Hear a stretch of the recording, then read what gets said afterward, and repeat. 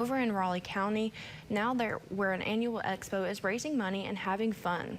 Our Clayton McChesney brings us there. BGX, or Beckley Gaming Expo, has returned for its 5th year, letting people compete in video games both modern and retro, and board and card games as well. We spoke to one competitor taking home 2 medals, who comes every year with his kids and friends from work. He says this expo is one of a kind in the state and lets people of all ages play together in a friendly competition. You could be playing an 8-year-old that's just as good as you, or you could be playing a 50 or 60-year-old man that's just as good as you, has the same hobbies you have. The organizer for this event says in addition to being a way to get out of the summer sun, this is also a way to connect with others who share your passion for gaming and compete against them in games both serious and silly.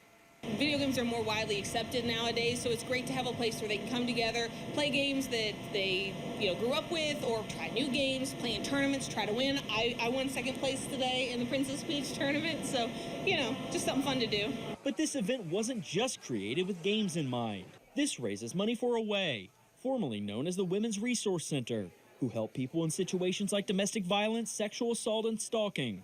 They say the money raised here every year is extremely important.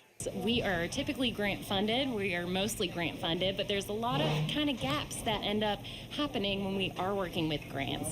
So our clients have needs outside of grants that this money helps fulfill those needs. So all of those items, towels, cookware, dishes, all those things that we've all probably been accumulating for years, if you've been running from a situation, you left all that behind, so it's starting fresh with all those items again. Those we spoke to encourage everyone to come out to next year's BGX.